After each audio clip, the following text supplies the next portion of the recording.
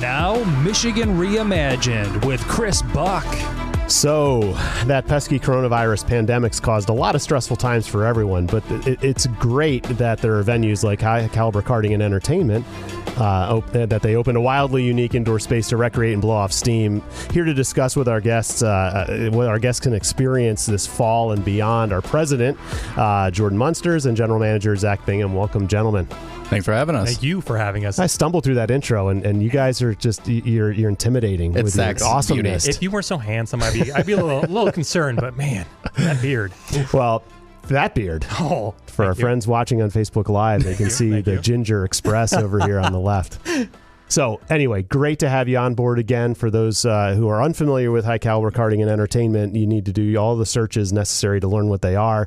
For those of you familiar with them, you can find older episodes to hear a little bit more about their origins. But we're recording this in September of 2021 to talk about really a launch of a new space that they've got. So, but before we get into the depths, I do want to give everyone just a kind of a high level understanding of what High Caliber Karting and Entertainment is. Jordan, can you just roll us through why you launched this endeavor a couple of years ago? Honestly, so High Caliber Karting and Entertainment's over at the Meridian Mall in Okemos, Michigan. We're now 105,000 square feet, so we're one of the largest indoor entertainment centers actually in the world. And really, we're more adult driven. You know, we're not exclusive to adults. We allow kids and stuff to come in there, but we cater more sort to the adult crowd. So we got 2 high-speed go-kart tracks, arcade, rage rooms, throw bowling, so the football bowling combination, 16 lanes of gamified axe throwing, 2 bars, a restaurant. What else am I missing? You're missing pocket soccer there, boss. Pocket soccer, yeah, that's big pool table, 15-foot pool table, soccer balls. But yeah, the idea behind that was just for us to play. Honestly, we call it our fort. It's that, and we kind of just welcome people to come play in our fort and just have fun. Got it. And these go-karts are like the ones I grew up with, where it's like the lawnmower thing where you start it with the, and it's one gear, it's on or off. No? No. We're fully electric go-karts, and these things are very torquey and a lot of fun.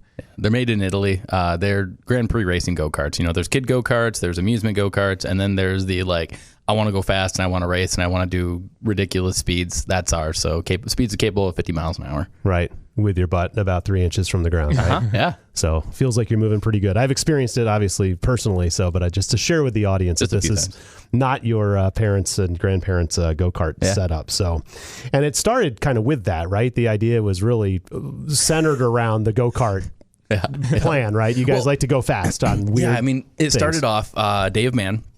So every year we had people come over. It was enough. Day of Man? Day of Man, yeah. Okay, I just want to make sure I heard that. Okay. To get in, it was a pound of bacon and enough meat to feed 2 men. And then we'd do this huge cookout. We'd cook all the bacon. I'd have way too much alcohol, usually like a keg and all that stuff. And we had games set up throughout the day, and you'd earn points and stuff for victory. And we had a racetrack out there. People bring their side-by-sides, their dirt bikes. We'd keep track of lap times. There was cornhole. One year we put 5 pounds of explosives on an RC car with a GoPro, and we had 20 people with rifles, shooting at it until it blew up. And so one year I mounted paintball guns onto dirt bikes, and I'm like, yeah, we're going to race around. We're going to shoot each other. And, we're going to, you get out if you get shot or whatever. And everybody showed up and nobody wanted to do it. And Zach wasn't there that year, in all fairness. Man, if I would have been there though, you and I would have gone toe to toe. Just so you know, he won the trophy for Man of the Year before that. And the original one. Clean sweep. So nobody wanted to do it. And it was like, all right, so how am I going to do this? I got these dirt bikes, paintball guns, blah, blah, blah. So I'm a hobbyist with electronics. So I started putting together a laser tag system to where you'd shoot it and it would slow it down. And that kind of evolved into go-karts because I was looking at, opening a go-kart space.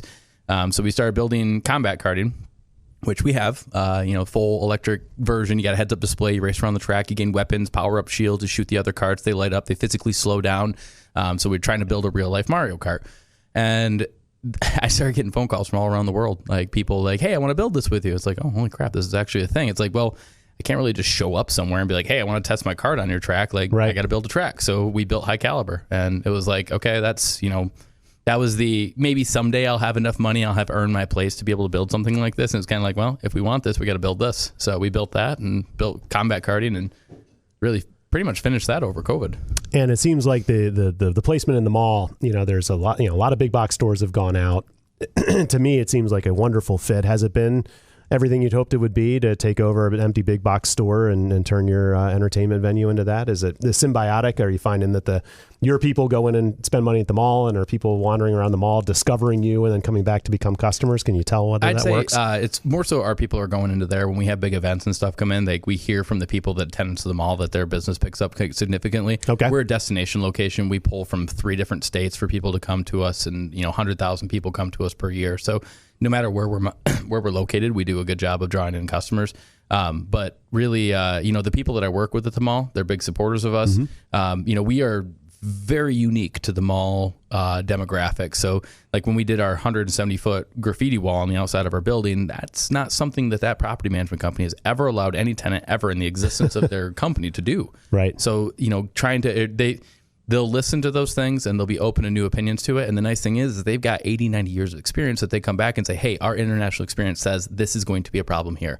And notoriously, they're pretty spot on with that. So it actually is kind of like having a really good partner with a ton of experience. Right. Okay. And so remind everyone, when did you open? September 20th of 2019. Yeah. So that's about 6 months before the pandemic really kind of sent everyone home, right? Yep. So before the pandemic hit, were you pretty confident in the turnout and people showed up, right? Well, we signed a 25,000 square foot expansion. Right. Well, I know that. I'm just building I'm building the audience. We up were for so that. excited for it. We're like, yeah, this is great. We signed that contract and everything for it because it was like, man, like we need more. We have so much demand for this stuff. Right. So we actually signed that 3 weeks before the shutdown. Right. And there's a whole episode dedicated to talking about navigating the pandemic when you're an entertainment venue 6 months old and all of a sudden nobody's allowed to show up. But people can listen to that. Let's talk about the sunshinier times of this. So you're open for business now. You have been for a little while. Yeah. Talked about an expansion. Talk to the audience a little bit about what the expansion is going to give to people that they couldn't get before. Well, the one thing that's really nice about the expansion is it gives people the ability to come and just hang out all day long because our base package is called the Average Joe package, and it gets you our throw bowling and our gamified axe throwing all day long. Okay. So you can take off, you can go do something else, like if you have a family event you have to go to, you can go to that and then come back later because you have a wristband that has the date on it, and so you can just have a blast all day long at High Caliber Karting. Okay. Instead of the whole a la carte thing, you pay for what you use, which is still available to people. Yes, absolutely. But from a price point standpoint, you can get kind of a access to these two things. Oh yeah, absolutely. Well, we looked at it and we're like, we want people to stay, but the problem is if we have this a la carte thing, we're like, here's your schedule, here's your itinerary. And what do you do when your itinerary is done at any venue? You want more. You want go more, home. or go home. Right, yeah. Yep. So ideally we want it to be where you want more. But what notoriously happens, like, okay, our activities are done, we're done for the day. We want people to hang out. We built that space for people to come and play. It's not about the money we make. That's never been a thing. And everybody who knows us knows we really could care less about that. We're about having fun and getting people to be a different version of themselves. I was talking with my operations manager the other day that, we don't just sell that joy and that fun. We give people the opportunity to be something that they may not have been for a very long time, especially given the current climate. It's you go in there and you can feel comfortable, be a little bit ridiculous there. Right. Yeah. And I have done that. So I'm thinking about the original High Caliber Karting that I've experienced a number of times. So, kind of the restaurant and the bar area is kind of set over in the corner. You had what, maybe 8 or 10 axe throwing lanes? Yes, we had 8 axe throwing lanes before, and now we have 16. Right. And with them being gamified, you can keep track of your score digitally. And there's multiple different ways you can play. You can play tic-tac-toe, you can play Connect 4, you can go kill zombies, and you can do just a standard target that moves around. And it's completely a game changer when it comes to axe throwing. Right.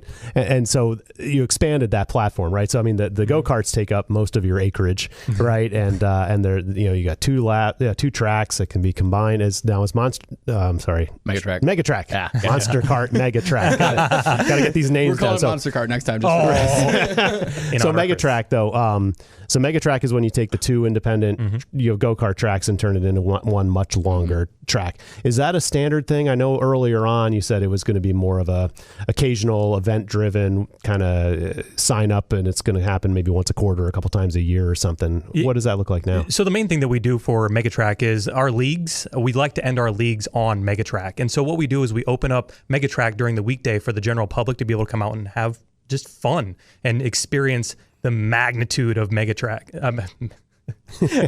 I'm even messing it up, but yeah, no, it's just incredible. It's Monster Kart. Monster Kart track now. No, but it's just incredible seeing the look on people's faces because you can see it in their eyes as they're going by. You're like, oh my gosh, look at this straightaway, because the longest straightaway we have goes how far would you say that is? Because it's 220 feet. Man, it's incredible how long it is. And out of the sweeping corner. Yeah. So you got like a chicane, sweeping corner, 200 foot, 20 foot straightaway. Oh, very good. You got to brake pretty hard into that first turn? Yeah. Well, I mean, you got to be careful. If you brake too hard, you'll spin out and then you'll hit the wall. Okay, got it. You got to be a little temperamental with it. But the safety does matter, right? Yeah. Obviously, and you don't want to get these carts damaged. So while it sounds like off the chart good times, which it absolutely is, there is some thought put behind making sure people don't get hurt doing this, carts can be repaired, people's legs and stuff like that can't be, so we take that pretty seriously. Good So the carts are the carts. No changes have been made to people who have been there already with this expansion, right? So but the axe throwing lane is gone, so you've tripled pretty much the capacity. Doubled. Well, we did 16? keep the original 8 that are over there. That's for private rental. Like, we get a ton of people that want corporate outings. That's like another thing for Megatrack. We get people who will want to have their employees come and do Megatrack, and we'll schedule a setup specifically for that. There's a limited amount of times that we can do that Megatrack because it damages the concrete every time you change it with the anchors and stuff. But at some point we'll pour new concrete if we have to for it. But no, with the axe throwing, we kept the initial 8 lanes, so that's a private room. That's still glow in the dark axe throwing. We have UV lights and stuff and neon paints. And then the new one, it's got the 16 lanes. We changed out the target too. It's called an end grain target, so you can actually throw the axe sideways if you want to, and it'll still stick because it's like the end of a tree. It compresses 49 6x6 blocks. Thank you. Together to make it almost just like the cutting into the edge of a tree. Or into the face of a tree. So with that, it projects the targets and everything onto that screen. And then when you walk into that room, you got these black leather couches and all like these really nice seating areas. And then we suspended real trees from the ceiling. We actually went to my parents' house. Really? Yeah, we cut down 12 trees, something like that. The ambiance in there is just completely incredible. It's sexy. Incredible. When you walk in there, it blows your mind. Every single person that has walked underneath that tree canopy, just their eyes light up, and it is just so amazing. Yeah, we went through. We cut down 12 trees. We put them in this giant trailer with these like. Great! It was the sketchiest trailer in the world. But do you look like a low budget version of the people shipping the propellers for the windmills? Oh yeah, 100%. It was that trailer was it was so rough that literally like my big diesel truck that with a ton of extra power built to crazy, foot to the floor to go 55 miles an hour like. As hard as that thing could pretty work. Heavy. It wasn't heavy. It's just that trailer was a piece of crap. Oh, okay. But so it's full of trees. We get it there and we bring them in. We drag them all in by hand and we suspend them from the ceiling with cabling systems and whatnot, which we had structural engineers involved, the fire marshals, the sprinkler companies. Like it was a lot of work.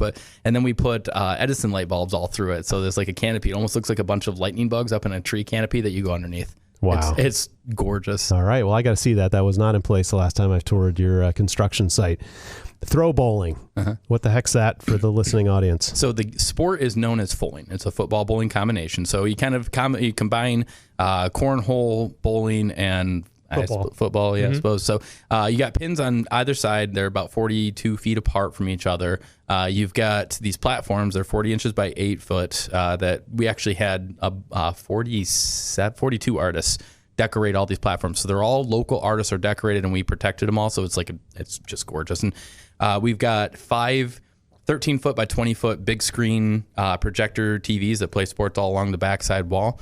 And then what you do is you're just taking the football, you're throwing it to the other side, trying to knock over the opponent's pins. They throw it back, and the people who are next to you, if their ball bounces and hits your pins, it still counts. The pin goes down, it goes down. So you start to work together with the people next to you to kind of protect one another. Or hey, I'll pay you $5 to throw it at my that board across from me or whatever. I'll buy your next beer if you do. So it kind of builds a community by doing it. Got it. And I would imagine you clowns have practiced this and have demonstrated and played games and stuff. Is it live yet? Oh yeah. Okay, so paying people are using these now. Yeah, it was actually, so we actually delayed our opening. It was almost 3 weeks of delay to it. So we first opened and we changed out all the operations. We didn't know how it was all going to go. We opened on Friday. 2 days later, we had an event on a Sunday with 350 students coming in at once. And we're like, well, hope we did it right. And it went flawless. Like we had thought it through. We had a million different backup plans. Like it went amazing. Okay. So you guys are also event planners, right? So you do, this is not just people showing up to say, I'm going to wander around and spend money where I think it's going to be cool and check this out. Yep. You do corporate gigs and, you said 350 students. Mm-hmm. Yeah. So how does that work? The worst part about an event is planning it and communicating it to everybody. Everybody hates it. Like if anybody who's gotten married, like planning the wedding is like so frustrating that the day comes and you're just like, oh, thank God it's over, basically. So we have an entire event team that builds all those things. They say, here's what you're doing. Here's when you're going to do it. Here's how we're going to structure it. And all you got to do is get them to sign their liability waiver. That's it. We take care of everything else. And so you can say, hey, here's my budget. Here's my time frame. Here's the number of people, whatever, anything like that. Give us the information. We'll handle everything for you. And we'll tour it so you can be a participant of your party that you're hosting when you come in. Mm-hmm. Got it. Okay. And that's a big group. Now, is that the biggest group you've had? No. 350? No. Our capacity is 1,300 people. Wow. So we have a huge amount of capacity. I think our biggest group was 450. Yeah, it was. Yep. That was before we had the expansion too. Just seeing people's faces light up as they just walk around the king of the castle. They pretty much own High Caliber just for the amount of time that they have it for, and they are just running around like little kids again. Yep. And just seeing the eyes light up like kids. Oh my gosh. Well, what I loved was when we had those 350 students come in, like I looked around and everybody was doing something. And it didn't even look busy because it's such a big space with so much going on. Like you can come there and you can spend 3 or 4 hours there and still not experience everything. Mm-hmm. Like there's just so much to do in so much space now. So it's like, man, what's this going to be like with 350 people with this new operation and everything? I'm looking around, I'm going, holy crap, we can have a ton of people here. And I mean, like everything too, like we host CEO networks there. We have a boardroom VIP. We have the Lamborghini Lounge VIP in the expansion. There's 32 beers on tap. Yes, I screw it up every time. 32 beers on tap at the new bar. We had special seating and lighting and everything all designed. We had this, when you walk in, it's like this tunnel of like neon lights and rollover LEDs and everything's custom made. The furniture, the lighting, like there was no expense spared for this. And then actually we haven't even covered the assault arena. That's what I forgot. So we have this 2,800 square foot arena.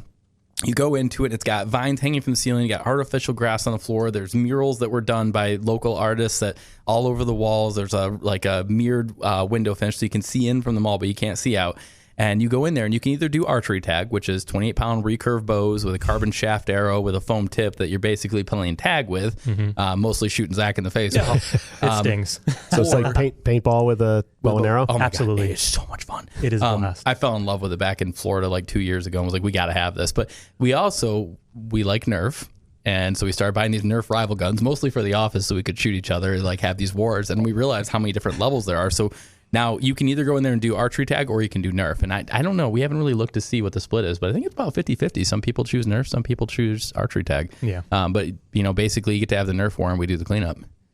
That's wonderful. So one thing we haven't really talked about either is the Rage Room. We've mentioned it, but can someone explain to me what the Rage Room is meant to accomplish? So we have 2 separate Rage Rooms. One of them we call the Fishbowl because it's got lots of windows on it, but you buy your time in there, and we provide all the breakables for you, or you can bring in your own for a BYOB kind of style thing. But unbreakable. Exactly. Okay. But you can go in there with up to 4 people on 4 people, 2 at a time, but 4 people in your group, and you just go in there and you smash stuff. You get all that stress. Man, seeing people walk out of there, they're just like, oh man, stress-free. Their shoulders are back a little bit better. That all the tension's gone, and they just are just so happy as they walk out of there. Yeah, you got TVs, wine bottles. We get repurposed stuff. So Habitat for Humanity, we buy a bunch of stuff from them. So rather than it hitting the landfill, we recycle it after it gets all smashed. And so you come in, you can get a crate of these smashable glass. You can get a TV, you can get a monitor. You can get printers. That's a really popular one. We have a bunch of different stuff. But you have a bunch of different tools. You got sledgehammers, baseball bats, crowbars, and you put on this mask and you put on this leather jacket and you go in there and you're feeling pretty BA and you just smash stuff, throw stuff against the wall, and you do whatever you want with it. All right. So true aggression, Rage Room. I get it. Live out your office space dreams. Yeah, right. Right. So for some people, it's for entertainment and fun. And for some people, it's, you get it out and it helps. It's therapeutic.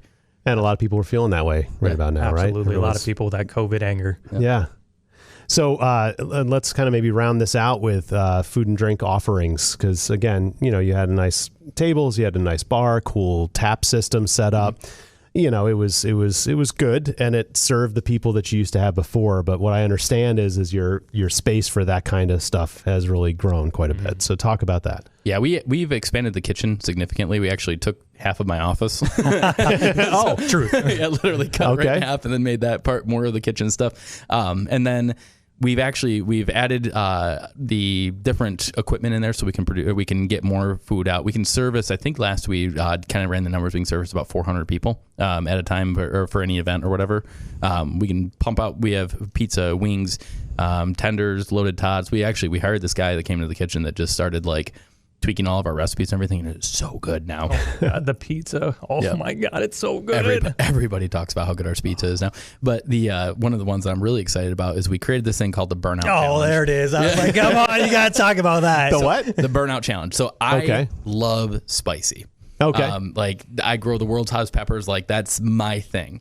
And I was like, what I hate is when I go to a restaurant, it's like, oh, this is the ultimate spicy, blah, blah, blah. And I eat it and it's like, it tastes like it has sriracha or Tabasco on it. It's not spicy at all. It actually like frustrates me. It's like, how dare you claim that? Well, that's general public, you know, liabilities and all that stuff. Yeah, screw that. You sign a liability waiver when you come into our facility. Right. So our pizza, we created this Burnout pizza and I made my own sauce. And the sauce for it, like, oh my God. Like you can just take a dab of it and put it on your tongue and it is incapacitated at that point. There's a tablespoon of it that goes on this. And like, so to give you an idea, like, so I make the sauce and everything, I get all done with that, bottle it. And I was at my house and I went to go wash everything out. I took hot water and sprayed it. Well, the hot water aerated the capsaicin to it. And we had to evacuate my house. We couldn't be at my house for over 24 hours because you'd walk in and it was like breathing pepper spray. It would hurt your lungs so much. My wife and daughter. 24 hours? 24 hours. Yep. So this goes on there. And if you're able to complete, so you have to eat the pizza, you know, it's a 12-inch pizza. You have to eat it within 10 minutes. You can't drink anything in that process. Anything you want afterwards, but you can't drink anything. You have to eat the whole thing. We got this cool little sticker. You get this decal if you're able to succeed. It's like a tire doing a burnout and there's pizza like rolling off of the tire instead of smoke, like kind of mixed with it. Yeah. You get your picture taken on the Polaroid. It goes up on the wall for it. And then we give you a free race and then the pizza's for free. So we're really excited about that. The guys bring it out. They got this like steampunk gas mask that they come out with it. It's just ridiculous. Like we wanted something unique. Well, it's all ridiculous. That's always the point. The first time I did it, I actually had to lay down on the concrete on the track because I was sweating so badly that it was like 6 hours. I was like, just go home. Like, you're not doing anybody good. He's like, I got this. He's like bent over on one of the charges. He's like, no, it's okay. I got this. I'm like, you clearly don't. Nice. So, but the new bar area is massive. Oh my God. Yep. Yeah. And it gives a place for people to maybe linger. I mean, the old place had that too, but you had the high tables, you had the bar stools and stuff like that. But this seems really more like a lounge. Like you're welcoming people to kind of hang out in between events and and just gather and share experiencing. 250, I think, is what we have. The one thing that I absolutely love about the new bar is not only is it massive with the double clutch bar, but we have servers. So if you're sitting there waiting for a lane or sitting there waiting for axe throwing or whatever, our servers, they come up to you and they ask you what you would like to drink and they will come back to you with your drinks. So you don't have to go up to that bar. They will take care of you. Yep. Cocktail waiters and waitresses are abundant. They come around, they get your drink, they bring it around so you can just purchase one that's sitting right there. But we want you to continue playing and socializing. We don't want you to stand in line. Right. Everyone's talking about having trouble finding talent. How are you guys doing on that front? Surprisingly well. Oh, yeah. Big shout out to our HR manager, Tracy. She's a beast. Man, she's 42 employees we added. Yeah. And I mean, like, yeah, it's amazing. She just filled that place up like crazy, and tons of extremely talented and passionate people. Like, it's so fun. Like, they come in and they realize, like, we have a culture of, like, be you. Right. Be exactly whoever you want to be when you come in. And, like, we embrace those people. And it kind of leads to, it's, every company goes, oh, you're family. But, when's the last time you fired a family member? Right. It's like, No, I'm just kidding. So yeah, they come walking and they realize it's like, no, we really do truly accept you for who you are. Like, it's like, we not only accept you, but like, we're excited to learn about who you are and like bring a little bit of yourself into it because it's our fort, be a part of it. Right. That's awesome. And it's got to be, a draw to, you can work at a sterile corporate gig or even food service or entertainment that lacks the punch, literally, that your place. We also did a pay increases for all of our employees quite substantially. We pay well above industry average. And then one thing that we also did was for the servers and bartenders. I really dislike the whole idea of like, your base salary plus tips type of thing. I still like the idea of tips because like if you're good at what you do, you make more money to it. And I want to incentivize that. So I went back to my old automotive repair days and I was like, I had a guarantee as a technician because my job is to get people there for them to service. Now, once people are there, It's their job to service them, and they should be able to do it. But if I'm not able to get people there, that's not their problem. That's my problem, and I should take ownership of that. So we actually created a guarantee. So if you're a server, you're guaranteed $15 an hour. Like, so you take your base wage and your tips, and if you didn't make $15 an hour, I'll make you true. So you can always count on that no matter what. Bartenders, we did $18 an hour. So that way, like if we, like this time of year is pretty slow for indoor entertainment, I don't care. I'll take care of them. So and that's on cap though. It'll be above that. Yep. During shifts and stuff. That, oh yeah, it's we shoot for bartenders to be somewhere around $24 an hour type of thing. That's where we want to be able to see them. That's fantastic. Well, you're doing wonderful things. For as much as I botched the intro, I will try to nail the outro, stick the landing. So remind everyone of your website. So if they want to come and learn more. www.highcaliberkarting.com. We have Twitter, we've got TikTok, we've got Facebook, we have a little bit of everything. Our YouTube page is hilarious. Yeah, definitely check out the YouTube page. The video is better than static photos and words on a website. But High Caliber Karting and Entertainment, Meridian Mall, Okemos, Michigan, Jordan Munster, Zach Bingham. Thanks very much for coming back in. Thanks for having us, Chris.